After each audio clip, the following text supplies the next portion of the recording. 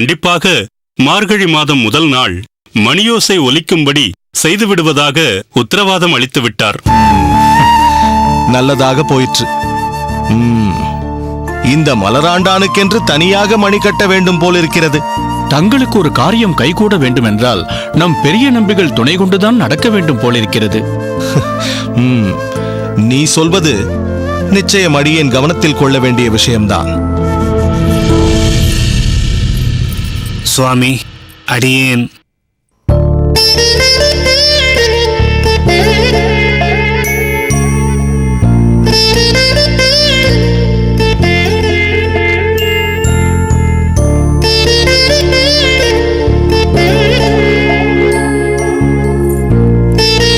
வா திருக்கோஷ்டி, வாமா மேகவல்லி.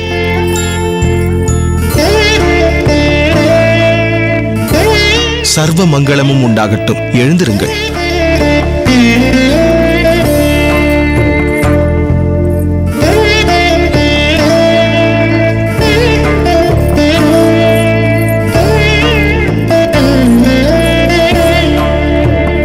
சுவாமி, அடியேனின் மைத்துனனுக்கு வரம் தேடிக் கொண்டிருக்கிறோம் சுவாமி.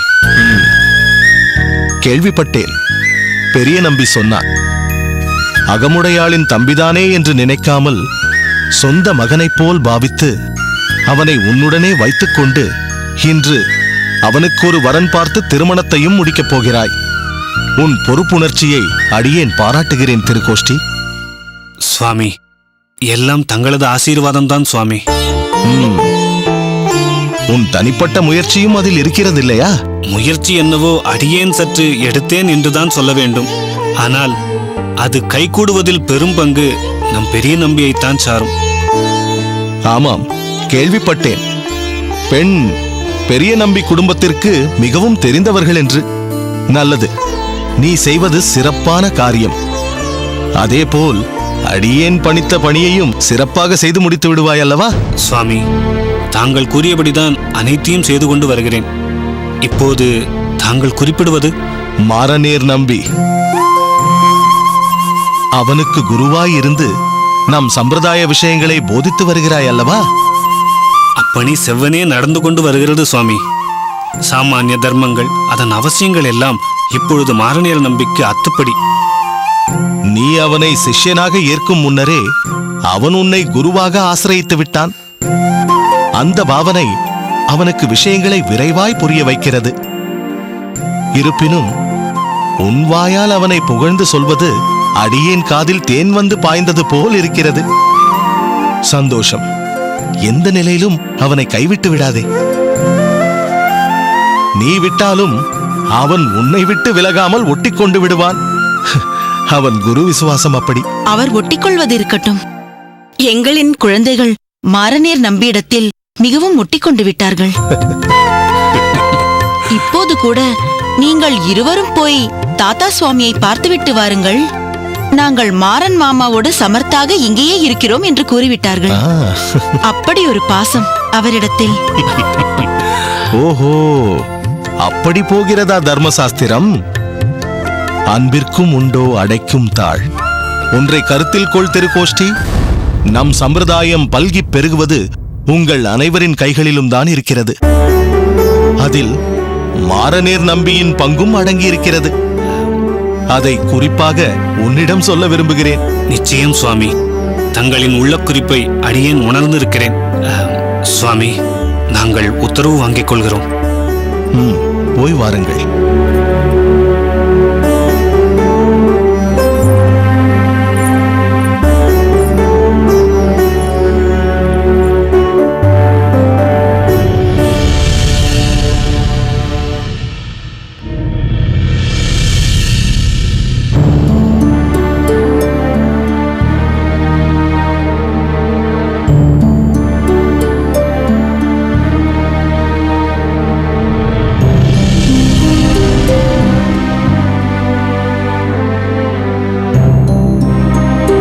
கேட்பதற்கே மிகவும் வேதனையாக இருக்கிறது. மழையின் பாதிப்பு இவ்வளவு மோசமாக இருக்கும் என்று நான் எதிர்பார்க்கவே இல்லை. குடிசை பகுதியில் இருக்கும் குழந்தைகளுக்கு ஜன்னி கண்டுவிட்டதா? என்ன செய்வதும்? சாதாரணமாக 2-3 நாட்களில் நின்றுவிடும் மழை இந்த முறை ஒரு வாரமாக கொட்டி கொண்டிருக்கிறது. உங்களால் அந்த குடிசை பகுதிகளுக்கு செல்ல முடிந்ததா? மிகவும் கஷ்டப்பட்டு தான் போக முடிந்தது எஜமான். இடுப்பளவு தண்ணீரில் நானும் நம் பணியாளர்களும் சென்று அவர்களுக்கெல்லாம் உணவுப் பொட்டலங்களை கொடுத்து விட்டு வந்தோம். 2-3 பரிசல்களை ஏற்பாடு செய்து வயதானவர்களையும் குழந்தைகளையும் மட்டும் மேடான இடத்திற்கு கூட்டிக் கொண்டு வந்தோம். ஆனாலும் 2-3 குழந்தைகளுக்கு ஜன்னி கண்டு விட்டது. நம் வைத்தியர் ஐயாவை கூட்டிக் கொண்டு போய் வைத்தியம் பார்க்க ஏற்பாடு செய்தேன். அவர் கொடுத்த சூரணத்தை குழைத்து சாப்பிட ஒரு சொட்டு தண்ணீர் கூட இல்லை. சுற்றிலும் இடுப்பளவு தண்ணீர் இருந்தாலும் அதை பயன்படுத்த முடியாத நிலைமை. சரி, அவர்கள் அனைவரையும் கூட கோயிலில் தங்க வைத்திருக்கலாமே. கோயிலில் இடம் போதவில்லையா? இங்கேதான் எஜமான் நாம் வருந்தத்தக்க விஷயத்தை கவனிக்க வேண்டும். என்ன வருந்தத்தக்க விஷயமா? என்னது? அதுதான் தங்கள் நண்பர் ராமானுஜரை உலுக்கிய விஷயம். அவர் அரும்பாடுபட்டும் தொலைக்க முடியாத துயர். இந்த சமுதாயம் அனைவரையும் கோவிலுக்குள் அனுமதிப்பதில்லையே என்ற குறையை களைய போய்தானே ராமானுஜரும் அவர் குடும்பமும் தண்டனையை அனுபவித்தது. இந்த சமுதாயம் சாதாரண சமயங்களில் வேண்டுமானால் தங்கள் கட்டுப்பாட்டை நடைமுறைப்படுத்திக் கொள்ளட்டும். ஆனால் இயற்கையின் பேரிடரை சமாளிக்க முடியாமல் தத்தளிக்கும் அந்த எளிய மக்களை இப்போது மட்டுமாவது அந்த கோவிலுக்குள் அனுமதித்தால் என்ன? நாம் எல்லோரும் சேர்ந்ததுதானே சமுதாயம். அவர்களும் இந்த சமுதாயத்தில் ஒரு அங்கம் தானே.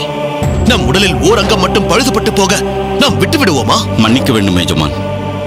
காலங்காலமாக இருந்து வரும் கட்டுப்பாடு இது.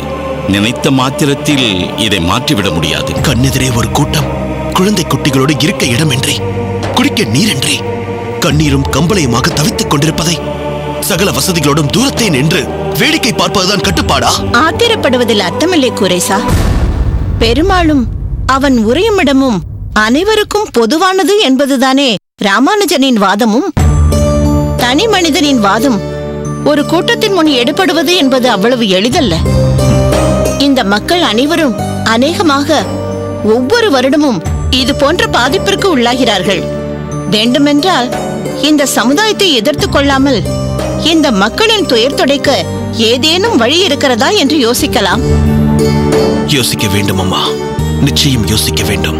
ஆமாம் குரேசா, ஊர் நன்றாக இருக்க வேண்டும் என்று தங்கள் உடல் உழைப்பை கொடுப்பவர்கள் அவர்கள். அவர்கள் நன்றாக இருந்தால்தான் நம் ஊர் நன்றாக இருக்கும். நீங்கள் சொல்வது முற்றிலும் சரியம்மா. அன்னதானம் கொடுப்பதோடு நாம் நின்றுவிடக்கூடாது. உணவு, உடை, உறைவிடம் இம்மூன்றும் அத்தியாவசியமானவை. அதில் ஒன்றைத்தான் நாம் நிறைவேற்றுகிறோம். வேறு எந்த நேரத்தில் இல்லாவிடனும் இது போன்ற நேரங்களிலாவது நாம் அவர்களுக்கு மற்ற இரண்டையும் அளிக்க வேண்டும். நல்ல யோசனை தான் எஜமான். ஆனால் அதை நம்மால் நிறைவேற்ற முடியுமா என்பதுதான் தெரியவில்லை. ஏன் முடியாது? கோயிலுக்கு வெளியே இருப்பவர்கள் சுமார் 1000 பேர் இருப்பார்களா? இருப்பார்கள் எஜமான். அம்மா, எனக்கு ஒரு யோசனை தோன்றுகிறது. நீங்களும் தந்தையும் அதற்கு சம்மதித்தால் அதை நடைமுறைப்படுத்தலாம். தாராளமாக. நற்காரியம் ஒன்றுக்கு நான் என்றும் குறுக்கே நிற்க மாட்டேன். உன் தந்தை எனக்கு ஒருபடி மேலே போய் இன்றே ஆரம்பித்து விடு அந்த நற்காரியத்தை என்று சொல்வார். நல்ல மேட்டுப்பாங்கான இடத்தில் 1000 பேர் தங்கும்படியாக ஒரு மண்டபம் கட்ட வேண்டும்.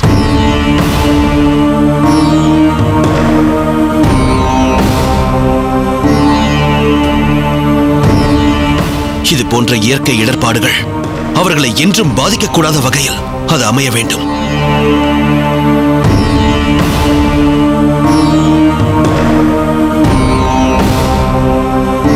என்ன கணக்கு பிள்ளை, என்ன யோசிக்கிறீர்கள்? தாங்கள் சொல்வது மன்னர்களால் மட்டுமே சாத்தியமாகக்கூடிய பணி.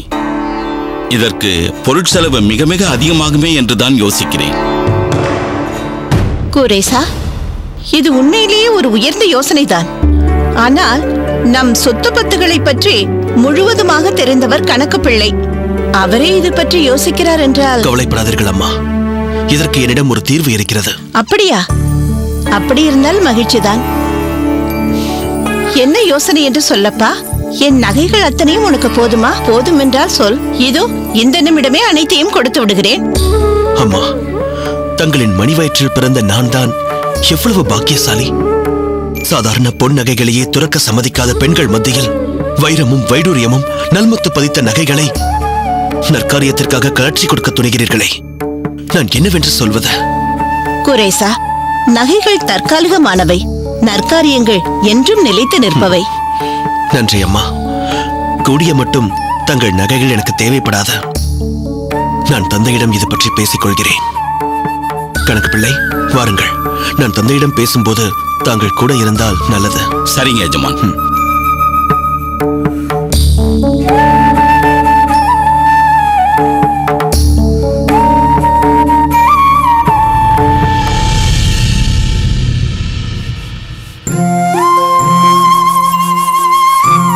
மரணர் மாமா, எங்களுக்கு ஏதாவது கதையை சொல்லுங்கள்.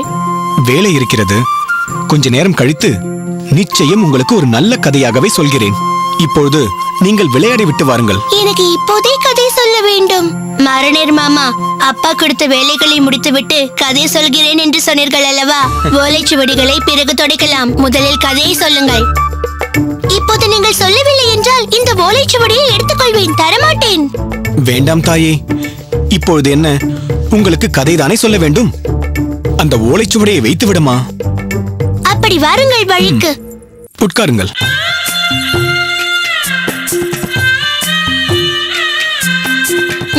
கதை சொல்லுங்கள். ஒரு சமயம் நாரத மகரிஷி பூலோகத்தில் சஞ்சாரம் செய்து கொண்டிருந்தார். அப்போது ஒரு அந்தணர் நாரதரை சந்தித்து வணங்கி, சுவாமி, தாங்கள் பகவானை எப்போது தரிசிப்பீர்கள்?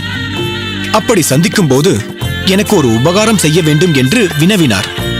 நாரதரும் உனக்கு என்ன காரியம் கைகூட வேண்டும் என்று கேட்க, அந்த அந்தணர் தனக்கு எப்பொழுது மோட்சம் கிடைக்கும் என்று பெருமாளிடம் கேட்டு சொல்லுங்கள் என்றார். சரி என்று கூறி புறப்பட்ட நாரதர் வழியில் செருப்பு தைக்கும் தொழிலாளி ஒருவரை கண்டார். அவரும் நாரதரை வணங்கி அந்தணர் கேட்டது போலவே தனக்கும் எப்பொழுது மோட்சம் என்று பகவானிடம் கேட்டு வர முடியுமா என்று வினவினார். அதற்கும் அவசியம் கேட்டு வருகிறேன் என்று கூறி அங்கிருந்து புறப்பட்டு நேரே பகவான் வசிக்கும் வைகுண்டத்தை அடைந்து பகவானை தரிசித்தார்.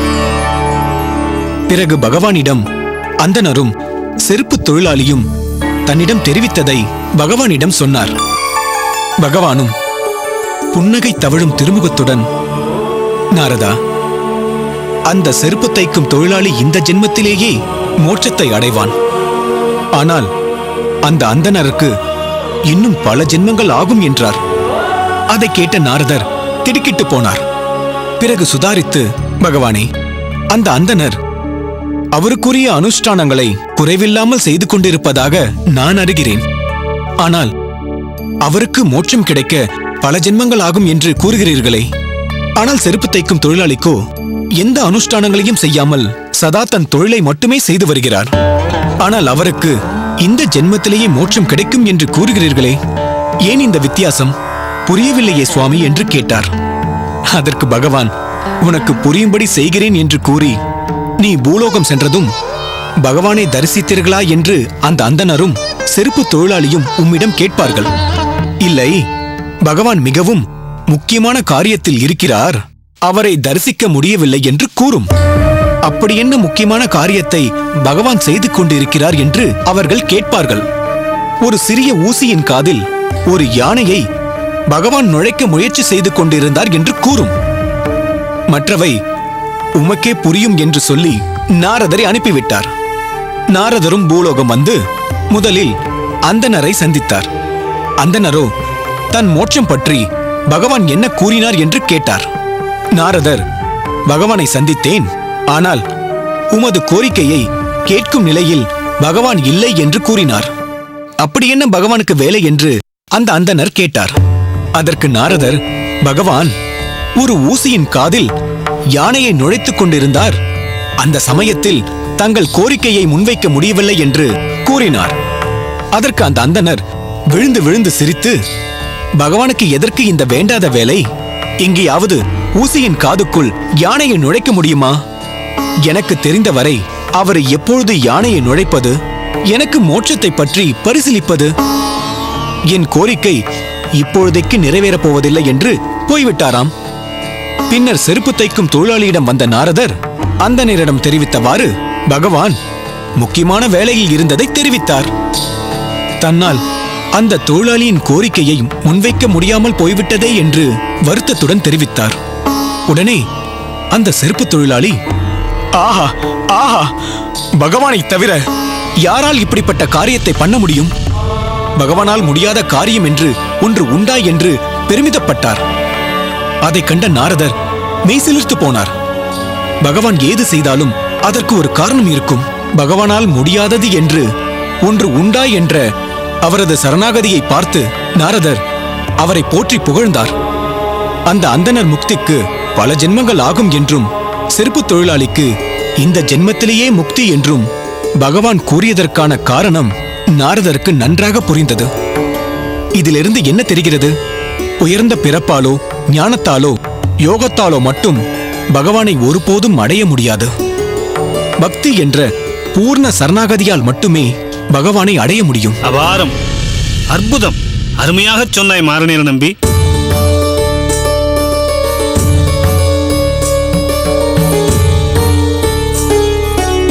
அடியேன் தாசன். சுவாமி, தாங்கள் நாங்கள் அப்போதே வந்துவிட்டோம். நீ கூறிய கதையையும் அதை பாங்காக எடுத்துரைத்த விதத்தையும் அக்கதைக்கு நீ கூறிய கருத்தையும் கேட்டு பூரித்து போனேன்.